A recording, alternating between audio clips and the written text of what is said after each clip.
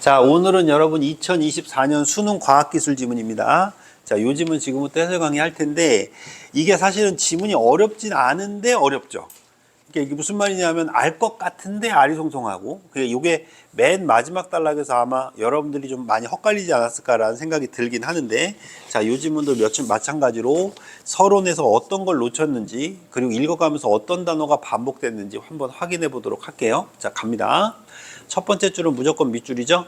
데이터를 처리할 때 데이터의 정확성은 매우 중요하다. 맞죠? 정확성에 동그라미 빵 칠까요? 자, 그러니까 이 지문은 여러분 데이터의 정확성이 중요한데 이 정확성을 높이기 위해서 바로 여러분 맨 마지막에 보셨던 무슨 직선이 나오는 거예요? 직선 L이라고 하는 걸 만들어내는 거죠. 쉽게 말하면. 그럼 이 정확성이라는 게 중요한데 데이터에서 결측치 동그라미, 이상치, 세모 이게 포함되면 데이터의 특징을 제대로 나타내기 어렵다. 특징을 제대로 나타내기 어렵다. 밑줄 채운 다음에 민준아, 요거랑 같은 말 위에서 찾아봐. 그렇지. 정확성이 떨어진다는 얘기죠. 이해됩니까? 그러니까 정확성이라는 말을 데이터의 특성을 제대로라는 말로 바꾼 거예요. 내 말 이해되셨죠? 자, 그럼 두 번째 문장에서 여러분 갑자기 바로 무슨 작업?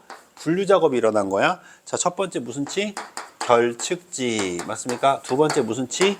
이상치. 자, 이렇게 두 가지를 여러분 동그라미 세모로 분류 작업했다. 이렇게 이해하시면 됩니다. 자, 그럼 요게 해결되면 데이터가 어떻게 되는 거야? 정확해지겠죠. 이해됩니까? 자, 요걸 이제 제거하는 방법입니다. 결측치는 데이터 값이 빠져 있는 걸 말하는데요. 결측치를 처리하는 방법 중에 하나인 대체는 대체 동그라미 칩니다. 자, 그럼 결측치를 보완하려고 만든 게 뭐죠? 대체죠. 다른 값으로 결측치를 채우는 건데요. 대체하는 값으로는 평균 동그라미 칠까요? 중앙값 동그라미 칠까요? 최빈값 동그라미 칠까요? 왜 동그라미를 계속 칠까요? 이게 대체하는 거니까요. 이해됐죠? 자, 중앙값은 데이터의 크기 순으로 정렬했을 때 중앙에 위치한 값입니다. 자, 이건 너무 쉬운 거니까 그냥 한번 써볼까요? 1, 1, 1, 2, 3, 4 이렇게 있다고 하면 여러분 요게 바로 뭐가 될까요? 중앙값이 되겠죠. 이해됩니까? 중앙에 위치한 값 맞나요? 자, 어찌됐건 요런 것들이 있다. 크기가 같은 값이 복수일 경우에는 크기가 같은 값이 복수돼. 그럼 크기 같은 게 나란히 있다는 얘기죠. 순위를 매겨 중앙값을 찾고 데이터의 개수가 짝수이면 중앙에 있는 두 값의 평균을 중앙값이라고 한다. 이해됩니까? 그래서 요거하고 요게 두 가지가 지금 합쳐져서 묘가 돼 평균이 되면 3을 나누니까 1.5 정도가 되겠지. 이해되죠? 자, 요 얘기하고 있었던 겁니다. 자, 선생님, 근데 이거 왜 쓴 거예요? 난 이렇게 써놓고 했거든. 이해돼? 그러니까 글자를 자꾸 무슨화 시키라고? 시각화 시키려고 노력을 해야 돼. 안 그려본 사람은 나중에 그리고 싶어도 못 그려. 내 말 이해되지? 그러니까 자꾸 지문을 읽으면서 옆에다가 이렇게 그림 그려보는 건 굉장히 도움이 많이 됩니다. 이해되셨죠? 특히나 이 지문은 또 그림도 없잖아. 그지? 그림이 있으면 더 좋았을 텐데. 자, 갑니다. 또 최빈값은 데이터에 가장 많이 나타나는 값입니다. 가장 많이 동그라미 빵 쳐야죠. 이거 보는 순간 뭐죠? 선출이죠. 맞나요, 여러분? 가장 많이. 맞습니까? 모두. 이런 거 있잖아요. 수식어들. 맞나요? 이건 그냥 내겠다는 거예요. 일반적인 데이터의 값이 연속적인 수치의 평균이면, 연속적인 수치의 평균이면 석차처럼 순위가 있는 값에는 중앙값, 직업과 같은 문자인 경우, 문자의 동그라미 칩니다. 최빈값의 결측치로 대체한대요. 그럼 여러분, 최빈값은 여러분 뭐죠? 뭐죠? 직업과 같은 문자인 경우에 쓰는 거죠. 맞습니까? 이것 때문에 21번에 1번이 지워지는 거예요. 맞나요? 맞나요, 여러분? 무조건 낸다는 거야, 이게. 또 21번에 2번이 지워지는 거예요. 맞습니까, 여러분? 왜죠? 언제나 하나의 수치로 나타내는 거 아니다. 뭘로도 나타낸다? 문자로 나타낸다. 이해돼요? 그럼 1번하고 2번이 무슨 말이야? 같은 말이었던 거예요. 같은 말. 이해되십니까, 여러분? 그리고 여기까지 읽으니까 또 4번도 지워지시죠? 중앙값으로 결측치를 대체할 수 있다. 맞습니까? 여기까지 이해되십니까? 자, 이렇게 여러분 1번, 2번, 4번 선택지를 두 번째 단락까지 읽고 지워주면 되는 거예요. 됐나요? 자, 이제 계속 갑니다. 이상치는 세모칩니다. 이제 이상치는 또 뭘까요? 없애야 되는 거잖아. 데이터의 다른 값에 비해 유달리 크거나 작은 값으로 데이터를 수집할 때 측정 오류 등의 주로 생긴대요. 그럼 측정하다 보면 오류가 생기는데 그 오류는 얘들아 너무 데이터하고 너무 멀리 떨어져 있는 거야. 맞나요, 여러분? 그러나 선출이죠. 맞습니까? 내겠다는 거죠. 정상적인 데이터라도 데이터의 특징을 왜곡하는 데이터 값이 있을 수 있대요. 이거 무조건 내겠다는 얘기죠. 이것 때문에 21번에 몇 번? 3번이 답이 된 거예요. 데이터가 정상적으로 수집되었다면 이상치가 존재하지 않는 게 아니라 존재할 수 있는 거죠. 이해됩니까? 자, 근데 여러분들 예를 들어 해가지고 쉽게 설명까지 해주네요. 그러니까 얘들아, 내가 여러분들한테 어떤 느낌을 알려주고 싶은 거냐면, 자, 선생님 좀 봐줘봐. 예를 들어 어떤 아이가 빵을 너무 좋아하는 거야. 그래서 그 빵을 전국에 있는 모든 빵을 먹으러 돌아다닌 거야. 그럼 얘들아, 걔는 빵에 대한 것만큼은 고수가 되겠지. 그럼 딱 빵을 보자마자 이 빵에는 뭐가 들어갔겠다라는 걸 대충 느낌이 올까 안 올까? 오겠지. 똑같아. 우리가 비문학 지문을 읽으면서 자꾸 이런 문장들에 체크하고 밑줄을 그어놓는 연습을 해야 읽어가는 과정에서 이거 내겠네, 이거 내겠네 라는 생각이 든단 말이야. 그럼 이걸 우리가 느끼는 애와 느끼지 않는 애는 문제를 푸는 시간의 속도에서도 엄청나게 차이가 나겠지. 이해됐죠? 그러니까 이런 것들은 여러분이 꼭 체크를 좀 해주셨으면 좋겠습니다.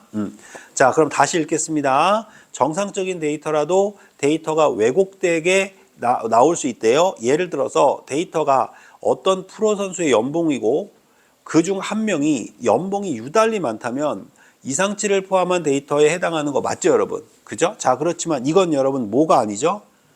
뭐가 아니죠, 여러분? 오류가 아니라는 거예요. 이건 오류가 아니라는 거예요. 맞습니까, 여러분? 이건 정상이라는 거예요. 이해됩니까? 측정한 게 오류가 아니잖아. 예를 들어서 모든 사람들이 연봉이 평균적으로 1억에서 2억 사이를 받아. 자, 그런데 스타가 있어, 스타가. 그래서 걔는 연봉을 100억을 받는 거야.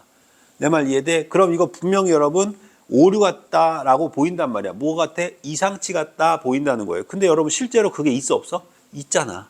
100억 받는 애가 있잖아. 그러니까 이건 뭐가 아니다? 오류가 아니라고. 이해됩니까? 그래서 유달리 많다면 이상치가 포함된 데이터에 해당합니다. 됐죠? 이런 데이터의 특징을 하나의 수치로 나타내는 경우 대표값으로 평균보다는 무슨 값을 주로 사용한다? 중앙값을 사용한대요. 이제 왜 중앙값 사용해야 되는지 알겠죠? 왜 그럴까? 자, 쌤 봅시다. 1억 받아요. 1억 받아요. 자, 2명은 1억 받아요. 자, 1억 받아요. 1억 받아요. 근데 한 명은 10억 받아요. 이해됩니까, 여러분? 자, 그럼 이게 몇이야, 총? 12억을 몇으로 나눠야 돼? 3으로 나눠야 되죠? 그럼 3으로 나누니까 몇 억 돼요? 4억 되네요, 4억. 그럼 여러분, 이 1억 받는 애가 몇 억 받는 걸로 오류가 생기는 거야? 4억 받는 걸로 오류가 생길 수 있을 거 아니야. 내 말 이해됩니까? 그러니까 이건 여러분 평균을 쓰지 않고 무슨 값을 쓴다? 중앙값을 주로 사용을 한대요. 이해됐습니까? 네. 자, 평면상에 있는 점들의 위치를 나타내는 데이터에서도 이상치를 발견합니다. 이제 점들의 위치 가지고 얘기하겠대요. 이제 숫자가 아니라 뭐라고요? 점들의 위치요. 그럼 선생님 봅시다. 점이 있어. 자, 모여 있어. 그럼 걔네들은 얘들아 평균에 수렴하는 거니까 괜찮은 거지. 자, 근데 멀리 떨어져 있어. 그럼 얘네들을 무슨 치라고 불러? 이상치라고 부른다고. 자, 그림을 하나 그려볼게요. 점들이 예를 들어 한 7, 8개만 할게. 그리고 여기 하나 있고 여기 하나 있어. 그럼 얘네들을 무슨 치라고 부르는 거야? 이상치라고 부르는 건가 봐. 그림 그려져 머릿속에. 자, 계속 갑니다. 점들의 위치를 나타내는 데이터의 이상치를 발견할 수 있습니다. 대부분의 점들이 가상의 직선 주위에 모여 있다면 이 직선은 데이터의 특성을 잘 나타낸다고 할 수 있습니다. 이 직선을 뭐라고 부르자? L이라고 부르재요. 맞나요? 자, 그럼 선생님 봅시다. 가상의 직선이니까 그냥 하나 선 쭉 긋는 거죠. 맞나요? 근데 점들이 여기 주변에 모여 있죠. 그럼 이거 잘 그려진 직선이라고. 이해됩니까? 자, 그런데 그 다음 볼게요. 그런데 직선 L로부터 멀리 떨어져 있는 위치에도 몇 개의 점이 있죠. 이 점들을 뭐라고 불러? 이상치. 여기까지는 어렵지 않았을 거야. 그치? 자, 그런데 이제 이 그림을 머릿속에 그리네 또는 오른쪽에 그려놓고 한 애와 그리지 않은 사람의 차이가 이제부터 나타나는 거예요. 읽어봅니다. 이상치를 포함하는 데이터에서 이상치를 포함하는 데이터입니다. 직선 L을 찾는다고 한번 쳐봅시다. 이때 사용할 수 있는 기법의 하나가 A 기법인데요. 두 점을 무작위로 골라 정상치 집합으로 가정을 하는 거예요. 이게 정상치라는 게 아니라 이건 정상치일 거야 라고 가정을 하고 이 두 점을 지나는 후보 직선을 그어 나머지 점들과 후보 직선 사이에 뭘 구한다? 거리를 구하는 거예요. 자, 그럼 여러분 요거 잠깐 지우고 다시 그려볼게요. 자, 여기 보세요. 점이 이렇게 있습니다. 띵띵띵 띵띵띵띵 이렇게 있다고 칩시다. 그러면 얘하고 얘 두 점 여기를 이어서 직선을 그어 이렇게. 내 말 이해됩니까? 그럼 여기도 거리가 있고 여기도 거리가 있고 여기도 거리가 있고 여기도 거리가 있고 여기도 거리가 있고 여기도 거리가 있고 여기도 거리가 있겠지. 내 말 이해돼? 이렇게 거리를 잰단 말이야. 자, 그런데 거기에 뭐라고 돼 있습니까, 여러분? 이 거리의 허용 범위 이내인 점들을 뭐라고 불러? 정상치 집합에 추가하는 거예요. 그러니까 예를 들면 거리가 최소 3은 돼야 돼. 그러니까 최소가 아니라 최대 3을 넘으면 안 돼. 그러면 여기가 거리가 3이라고 쳐봐. 그럼 여기 안에 있는 애들이 바로 뭐다? 정상치 범위에 있는 애들이라고 가정한다 이 얘기예요. 그럼 얘는 뭐라는 얘기야? 정상치가 아니니까 이상치란 얘기죠. 이해됩니까? 자, 계속 갑니다. 정상치 집합의 점의 개수가 미리 정해둔 기준, 점의 개수야, 점의 개수. 점의 개수가 미리 정해둔 기준, 즉 동그라미 치고 별표. 이런 거 놓치면 안 돼. 문턱값이 뭐야? 개수가 미리 정해둔 기준이야. 점의 개수를 미리 정해둔 거야. 자, 그럼 물어보자. 쌤 봐봐. 이 직선이 정상치 직선이라고 판정을 하려면 예를 들어서 8개는 돼야 돼, 점이. 5개는 돼야 돼 라고 정해놓은 거야, 지환아. 자, 그러면 이렇게 해놓고 이 범위 안에 있는 뭘 찾는 거야, 이제. 점들을 숫자를 세보는 거야. 이해돼? 그러니까 하나, 둘, 셋, 넷, 다, 7개네? 이거 7개 넘네? 그러니까 이건 뭐야? 정상치 넘네. 이해돼? 그러니까 정상치 직선을 보자 이런 얘기야. 이해돼? 계속 갑니다. 즉 문턱값이 많으면 후보 직선의 최종 후보군에 넣는 거예요. 아직 L 직선은 아니에요. L 직선이 될 후보 직선인 거예요. 반대로 점의 개수가 문턱값보다 적으면 후보 직선을 버리는 거죠. 만약 처음에 고른 점이 이상치라면 대부분의 점들은 해당 후보 직선과는 거리가 멀어 이 직선은 최종 후보군에서 제외될 거예요. 맞습니까, 여러분? 쉽게 말하면 정확도를 높여야 되거든. 그럼 얘네들을 버려야 된단 말이야. 맞습니까, 여러분? 그러니까 얘하고 얘는 직선을 이렇게 이어서 걷단 말이야. 이렇게 걷다 하더라도 이 범위 안에 있는 개수가 이걸 넘지는 못할 거다. 이해됩니까? 그러니까 이것들을 뭐 하면 된다? 정상치가 아니구나. 그러니까 이건 뭐 하면 되는구나? 버리면 되는구나. 됐습니까? 만약 처음에 고른 점이 이상치라면 대부분의 점들은 해당 후보 직선과 거리가 너무 멀어 제외됐을 것이다. 이 과정을 반복해 최종 후보군을 구하고 최종 후보군에 포함하는 직선 중에서 정상치 집합의 데이터 개수가 최대인, 맞습니까, 여러분? 네, 정상치 집합의 데이터 개수가 최대인 직선을 L로 선택하는 거예요. 그럼 여러분, 직선을 수도 없이 많이 거보는 거죠? 거본 것 중에서 문턱값을 다 만족하는, 맞습니까, 여러분? 그 직선들을 후보로 놓고 그 후보 안에서도 또 뭘 구하는 거야? 데이터 개수가 최대인 걸 골라내는 거죠. 이해됩니까? 그래서 그걸 뭐로 본다? L로 선택한다. 이해됩니까? 그럼 여러분 칠판 뭘 높이려고 하는 거예요? 지금 계속 정확성을 높이려고 하는 거예요. 이거 놓치면 안 됩니다. 자, 그래서 이 기법은 이상치가 있어도 직선 L을 찾을 가능성이 높대요.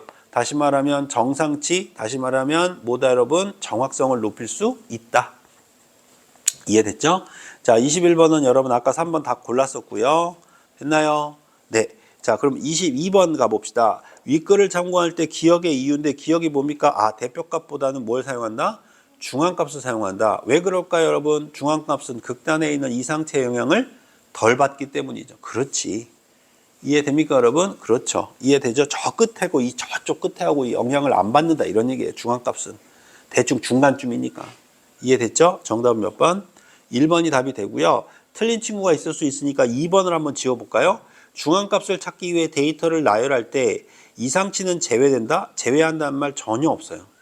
이해됩니까? 제외하는 게 아니라 양쪽 끝에 있는 거죠, 그냥. 3번 데이터 개수가 많아질수록 이상치가 많아지고 그런 말 있어요? 없어요. 데이터 개수 많아지면 이상치 많아진다는 게 어딨어. 그런 말 자체가 없습니다. 이상치가 포함되면 평균을 구하는 것이 중앙값을 찾는 것보다 복잡하기 때문이다. 여러분, 이상치가 포함되면 복잡해집니까? 그런 게 어딨어.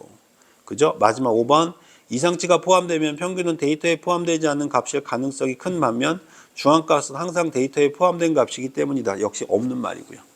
이해됐습니까? 정답은 몇 번? 1번이 된다. 23번이 조금 헷갈렸을 것 같아. 자, 23번 문제 한번 잘 생각해 보세요.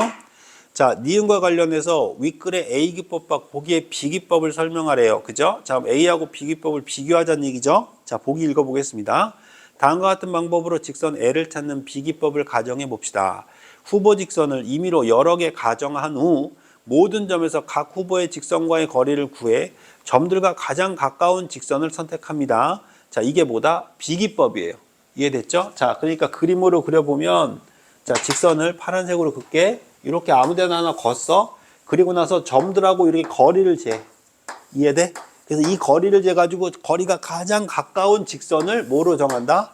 B로 정한다, 이 얘기예요. 이해됩니까, 여러분? 자, 이렇게 하는데, 그러나 문제점이 있죠. 이렇게 찾는 직선은 직선 L에 적합한 직선이 아닙니다. 이상치를 포함해서 찾다 보니 대부분의 최적의 직선과 이상치 사이에 위치한 직선을 선택하게 된대요. 자, 그럼 여러분 대부분 최적의 직선과 이상치 사이에 위치한 직선이라고 하는 건 여러분 선생님 봅시다. 중간으로 지나다닌다는 얘기죠. 맞나요? 오케이. 자, 그럼 1번은 어디가 틀렸나 볼게요. A의 기법과 1번 찍어 틀린 친구 많을 거야. 헷갈렸을 때 한번 봐봐. A 기법과 B 기법은 모두 최적의 직선의 거리를 직선을 찾기 위해 여기까지는 다 맞죠? 최대한 많은 점을 지나는 후보 직선이라고 하는데 여러분 많은 점을 지나는 게 아니고요, 여러분. 그 점과 직선 간에 뭘 따지는 거야? 거리예요, 거리. 점을 지나는 게 아니고 뭐라고요? 거리를 재는 거예요, 거리. 이해되십니까, 여러분? 그럼 여기서 1번 선택지 뭐가 틀렸죠? 많은 점을 지나는 애 뭐가 틀렸죠? 지나는이 틀린 거예요. 점을 지나는 게 아니라고요. 이 직선이 있으면 이 두 개의 직선을 이렇게 이을 수도 있지, 그지? 근데 이 직선이 있으면 이 직선에 양쪽 점들에 있는 이 거리라고, 거리. 이해됩니까? 그러니까 지난다는 말이 틀린 거예요. 그래서 1번 지웠으면 몇 번도 지워야 돼? 3번도 지워야 되는 거예요. 이해됩니까, 여러분? 거기 보면 뭐라고 돼 있죠? A기법에서 최종적으로 선택한 직선은 이상치를 지나지 않지만 B기법에서 선택한 직선은 이상치를 지나는 게 아니라 여러분 그 가운데라고 했잖아, 가운데. 맞습니까? 네, 이것도 그냥 틀린 거고요. 2번은 어떻게 틀립니까? A기법은 이상치를 제외하는 게 아니라 이상치도 있어요. 맞습니까? 그래서 틀렸고요. 4번 A기법은 이상치의 개수가 문턱값보다 적으면 후보 직선을 버리지만 이랬죠, 여러분. 이상치의 개수가 문턱값보다 적으면 후보 직선을 버리는 거예요? 아니요. 이상치의 개수가 문턱값보다 적으면 버리는 게 아니고요. 맞습니까, 여러분? 네. 이 직선에 포함되어 있는 점의 개수를 문턱값이라고 한다 그랬잖아. 그죠? 이상치와는 전혀 관계가 없다. 그래서 정답은 5번. A기법에서 후보 직선의 정상치 집합에는 이상치가 포함될 수 있고, 맞습니까? 맞습니까? 네. 그 다음, 후보 직선에는 포함될 수 있죠. 그 중에서 버리는 거잖아요. 그죠? 버려서 나중에 하나를 선택하는 거니까. B기법에서는 후보 직선은 이상치를 지날 수 있다. 그렇죠. 이상치를 지날 수 있다고 써 있죠? 맞습니까? 그래서 정답은 몇 번이 됩니까? 5번이 됐던 겁니다. 자, 24번입니다. A로 바꿨을 때 적절한 거 정답은 2번 넣어보시면 되고요. 이해되셨나요? 자, 그래서 과학지문 또 2024년 수능지문 했는데 마찬가지로 서론에 있는 말을 구체화시켜서 설명했던 지문이었습니다. 이해되셨나요? 오늘은 조금 쉬운 지문이었던 것 같아. 자, 오늘은 여기까지. 고생하셨습니다.